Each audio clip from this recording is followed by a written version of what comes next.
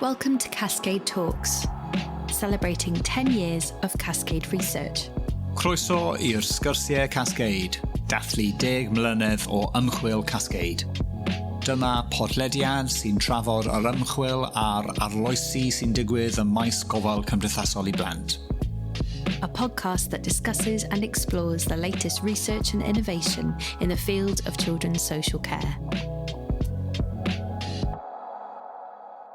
Hello, I'm Sally Holland and I'm an academic here in Cascade, Children's Social Care Research Centre at Cardiff University, and this is one of our podcasts in our 10-year anniversary series. And today we're going to be looking at a question that we never stop thinking about in Cascade, which is how can we know that we make a difference when we're trying to support people through children's social care? And joining me are two people that I talk about this with a lot, so I'll get them to introduce themselves. I'm Donald Forrester. I've been on other podcasts in this series, and I'm the director of Cascade at the moment. I'm David Westlake. I'm a senior research fellow at Cascade. Thanks. It's really good to be with you both. As I say, we talk about this a lot, and it's really nice to have the chance to sort of say our thoughts again out loud in a podcast. So the first thing to ask is really, why are you so interested in finding out what makes a difference? What sort of motivates you to do this, or why are you so interested in the area? Do you want to start, Dave? Yeah, so I've been doing research in this area for quite a few years, but in recent years I've been mainly focusing on evaluation. And that's a conscious choice, partly because I felt like evaluation's a kind of active way of trying to use research to make a difference to people. You can kind of see the pathway from an evaluation to sort of changes in practice in a way that you can't necessarily with other types of research. For example, the types of research that kind of describe problems or other ways of researching in children's social care. Brilliant. And what about you, Donald? What motivates you?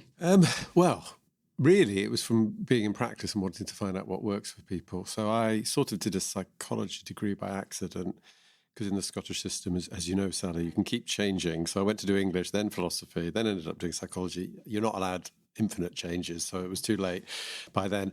And I spent a lot of that railing against the positivism of psychology and championing all sorts of postmodern approaches. And I was kind of into that theoretically until I went out and practiced as a social worker, and I didn't find any of that stuff very useful. And I wanted the answer to practical questions like, how should I work with these people? What sort of service should I refer them to?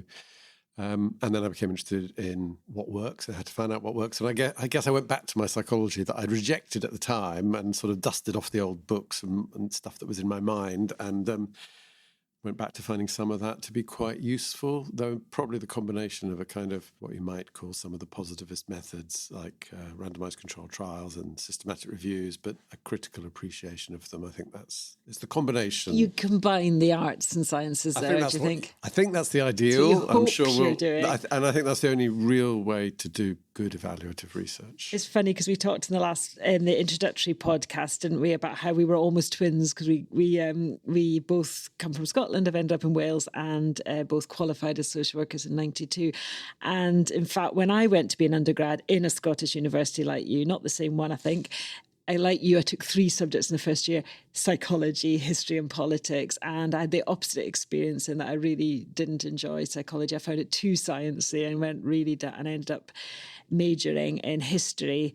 But then actually when I went out into practice, before I did my social work degree, my master's, I actually got really interested then in how does this all work? How do we know where it works? And I think more and more as an academic, I think I started as really just being quite interested in qualitative research, but I'm much more interested now in mixed methods and using a range of methods to find out the answers to different questions. So I think I've probably come a similar circle, but maybe in a different direction. Did I come anti-clockwise and you clockwise? I'm not sure. But, we're talking here about making a difference. But, what I'm interested in is, well, what can we measure? And, what is an outcome? What kind of outcomes do you two think we could measure? And who decides what's a good outcome? That's 2 big questions, I do realise. But I don't know who wants to go first. Dave? Yeah, I can have a go at that. So there's obviously a whole range of different outcomes that are important, and I think we should try and measure as many as we can, or incorporate as many as we can into our studies, whether it's by measuring them or by understanding them qualitatively. The easiest ones to measure are the ones that are kind of what people would call harder outcomes. So, like numbers of referrals or where a child is living at the end of a process. And those things are generally easier to sort of define and collect data. And often those things, particularly, there's data collected on them routinely. The sorts of outcomes that are harder to measure are things like how someone feels about a process, how involved someone is, people's perspectives on things, which is from also my experience, important. people who use services often, that they are the things that matter.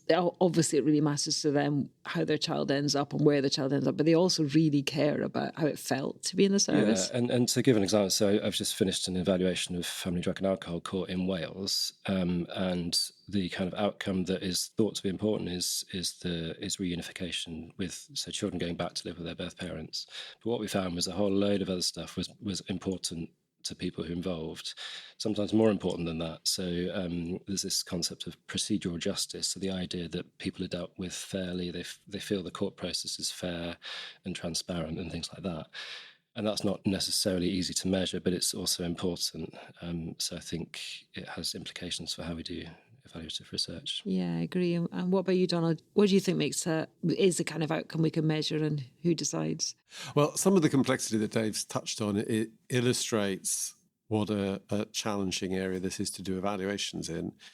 So if you were looking at a medical intervention or sort of counselling intervention, you might have a little chat about the outcome, but it wouldn't be a hugely complicated issue. There's two particular kind of conceptual challenges, and they're really about what is the purpose of social work or children's social care as we're looking at it. I don't think the primary purpose of children's social care is to necessarily help people or improve outcomes. I think it's more about protecting rights that may be in conflict. So the right of the child to be protected, but also the right to listen to their point of view, the right of a family to have their family life protected, the right of a family to get the services they need, but also as a society for us to maybe limit the amount of resources we provide. I mean, those are just a few off the top of my head examples of the types of conflicts and tensions that are at the heart of practice and are actually why you need a social worker. But they have two consequences for any, well, probably more, but two consequences I can think of for any evaluation. One is, as Dave was sort of touching on, there's a lot of different outcomes, different perspectives on outcomes. You could have the outcome for the service, for the professional, for the parent, for the child. They might all have sort of different things that they thought were important. So that's the first thing that makes it challenging. The second is around this issue of procedural justice, that if for some specific services to achieve specific outcomes, you can just measure those. But if the purpose is to protect the rights of those involved, then the process is the purpose, and you need to be measuring the process as much as the outcome. So the outcome becomes the process, if you like. So if you were trying to say, well, is this court a good court, or is this police service a good police service, you wouldn't be measuring whether it necessarily changes the people it works with. You might be measuring things like, was the process fair? Did people feel they were listened to? Was everybody's perspective sort of balanced? Was a reason given for the judgment, etc.? You can measure those things, you can evaluate those things, but it's much more complicated than something simple like medicine or even psychology. Maybe we'll come back in a second to whether it is simple to measure things in medicine, because I bet every discipline thinks they're uniquely complex. There's a bit of that. But I think what really strikes me when you and Dave have been talking just now is that the kind of there's been quite a lot of debate, hasn't there, in social work academia over the years about the best ways to do research and the fairest and most ethical ways to do research. And actually what you've been saying is a little bit counter to people's views, often views expressed about the kind of research you have both done, which is things like randomised controlled trials, because the kind of things that you've both said are important are the sort of things people have said are rather negated by things like randomised controlled trials. Is that a fair summary, do you think? Or Possibly. I think academics have been more vocal than anyone else on this. But I mean, there are measures of procedural justice or procedural fairness that people have used in studies. So it's not something that's impossible to measure. It's just, it requires a bit more thought, I think. So I don't think that negates it. In terms of fairness around the design, I think in trials, particularly, a lot of the ethical debates have been around, is it fair to give someone a service and not someone else? But I think that you need to do that in a randomised design, don't you? These things happen arbitrarily anyway when research isn't going on. So that's something that you obviously have to bear in mind. And often studies are introducing something new that wasn't available and wouldn't be available without the study. So you're kind of giving people an opportunity rather than denying them something that they would otherwise have got. And I think one of the key parts of evaluation is you have to be genuinely unsure whether it's effective or not. So this idea of, it's called equipoise. So you have to be genuinely unsure whether the new thing is actually going to leave people better off than the existing service. If you're not genuinely unsure, then either you don't need to do the research, or you might find a different justification. So the idea that this is a rationed intervention that you can't give to anyone. So if you're going to give it to some people, then it makes sense to randomise, for example, because that means you can learn something about that. That's interesting, because Donald, I know you've pushed back a bit as well, haven't you, about ethical issues in... Yeah, well, what's the ethics of using something we don't have evidence for? What's the ethics of using something that may actually be harmful? There's quite a lot of examples in social work's history where we did things that probably were not that helpful. There's even more in medicine. I mean, I went around one of these museums with my kids where people dress up, and there was a doctor from the 1600s, I guess, who was talking about leeches and all this sort of stuff. A lot of the advances in medicine have not been necessarily by developing new things. It's by finding out things they already didn't work. So I agree there's ethical issues about how we evaluate things, but I think the higher level ethical issue is how, as a profession, can we not evaluate things? We need to be trying to find out how stuff works. And within that, I think there's a whole bunch of designs we can use, but randomized controlled trials are a particularly tough test of whether something works, and therefore I think they should have a place. You can't always do it for all sorts of reasons, but where you can randomise, I think you should. Yeah, interesting. And now I believe leeches are back. And They are using them. So, terrible example, Donald. in a specific and now evidence-based way. Whereas before, the idea was they just take blood. You're ill, they take blood out of you. The blood is ill, so it would be removed. Whereas taking blood out of someone who's ill is not advised. So maybe I should think of other things. They used to drill people, if people had really bad headaches, migraines, they used to drill holes in their head. Okay, that's not evidence-based. Yeah. So I suppose I'm interested in knowing, can you think of any examples, Dave, where people have assumed something is making a difference, but actually, and because it's felt good, it's, the people who have been part of a new innovation have said this has really worked well for me, whether they're a practitioner or someone who's received a service. But can you think of any examples where research has actually been counterintuitive? Yeah, so the first trial that was done that was, you could say, is kind of a social work type intervention was the Cambridge Somerville trial in the 30s. And it was for young boys who were at risk of offending. It found that it made them more likely to offend. What did they do to them? It was a psychosocial intervention. It was kind of, I think, like a mentoring program. So that's an example where things got worse and people expected it to get better. Was that because they were being labelled, do you think? I think there's a few different explanations that are put forward. I think partly kind of labelling and kind of expectation, sort of managing the expectations that might have been put upon them. More recently, we've just finished a study called Social Workers in Schools, which is a very large trial. It's an intervention where a social worker was based within a school, full-time or nearly full-time, interacting with students and school staff, doing lots of different types of work. Which sounds like a great idea, it does sound like a good idea. And people who were involved really liked it. They could point to lots of different examples where it was helping the school and the students. Quite detailed examples as well. But when we looked at the outcomes, we found there were no differences between the two groups. So we compared social workers that had schools that had a social worker in them with schools that didn't. They were randomised. It involved a lot of schools, a lot of students. So we're pretty confident in our results. But we found there were no differences between the schools in terms of the outcomes we looked at. So we looked at things like child protection inquiries, referrals, numbers of days children spent in care, and we didn't find any differences. Bit depressing, isn't it? Yeah, I think this is one of the frustrating things. I think people do, understandably, they're disappointed. Like Donald said, it's a tough test. So often trials find that there's a null finding, there's no difference, and people are disappointed. But I think it does tell us something useful. And I think often it's just as useful, if not more useful, to find out if public money is being spent or proposed to be spent on something that isn't doing what the policymakers expect. So it could be put in all those millions to something that we do know has an effect, but have we actually ever found out that anything has an effect? Yeah. There are some That's things, a tough test too. There are some things that have tended to show a positive effect. I think intensive family preservation services, which are, for instance, we did a systematic review of those. They're brief intensive interventions when a child is at very high risk of entering care. They tend to keep children at home. And what kind of things do they do to keep the child at home? Well, the whole model involves immediate help for up to 20 hours a week from a trained social worker who can work very flexibly.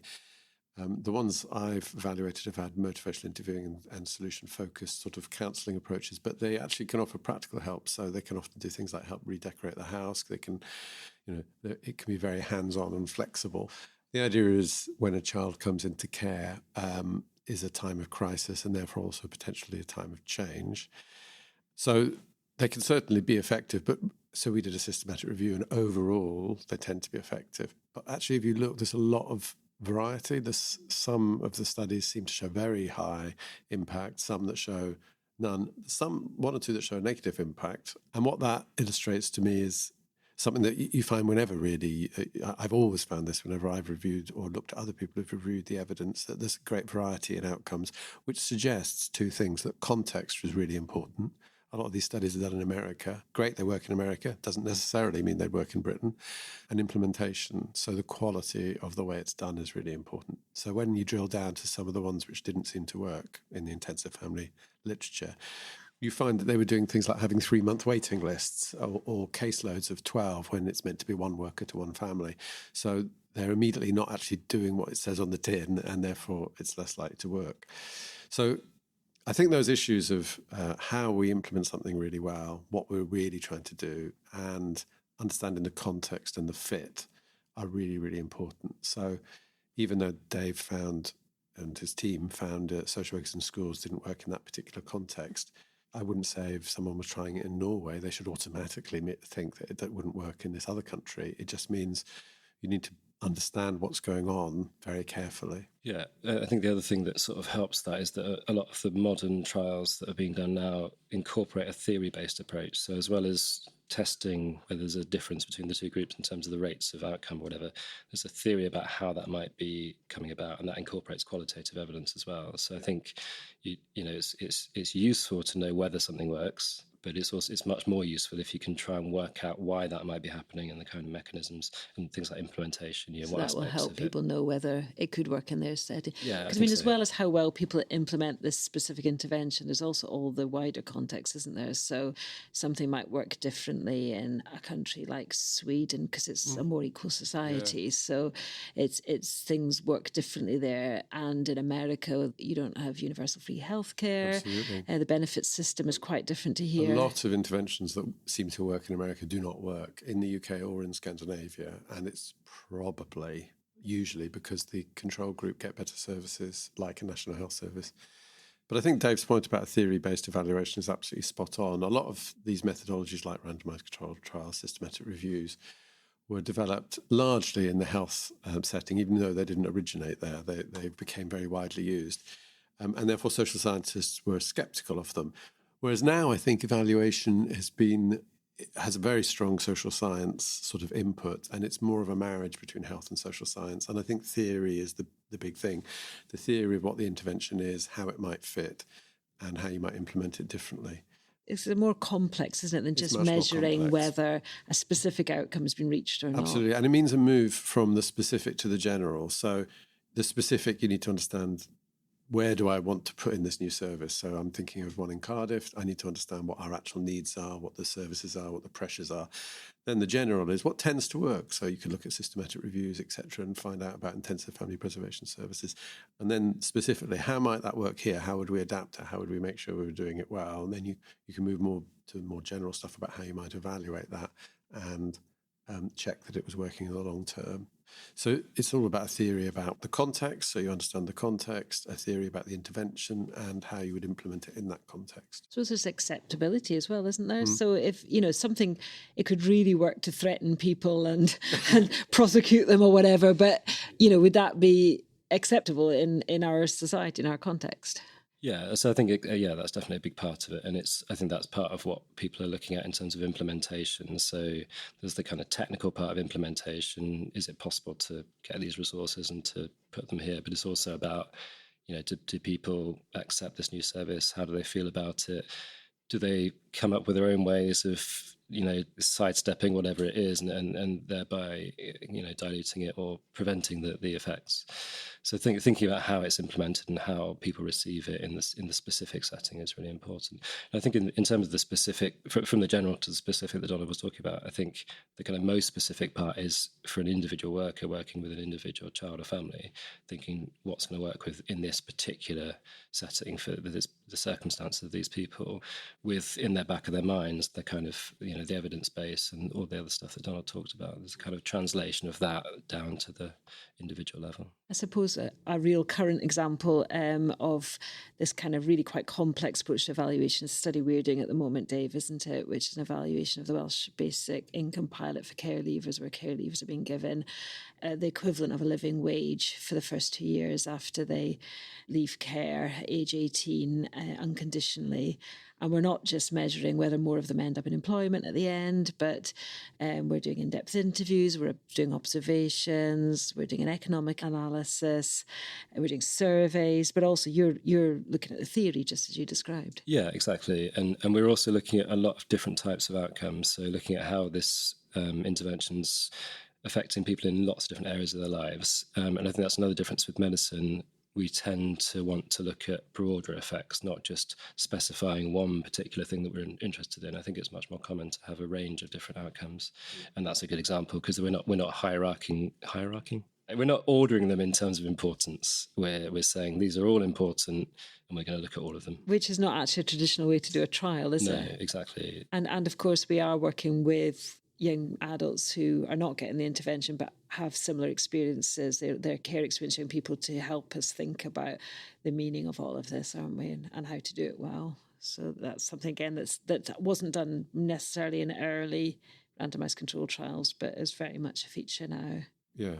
I mean, it's hard to state the level of transformation we've seen in this area. So 20 years ago, there were just a real handful of RCTs in children's social care. You may know how many there were. I'm going to say 3 or 4. Maybe there's 5 or 6. Who knows? There weren't many. There was some in the sort of 60s and 70s, and then nothing for a long time. And then in the early 2000s, there were a few more. But until about 10 years ago, there were a handful. And then suddenly we're seeing an explosion of them. And that's partly because policymakers really want to find out what works, and they're now funding that, which they didn't used to before.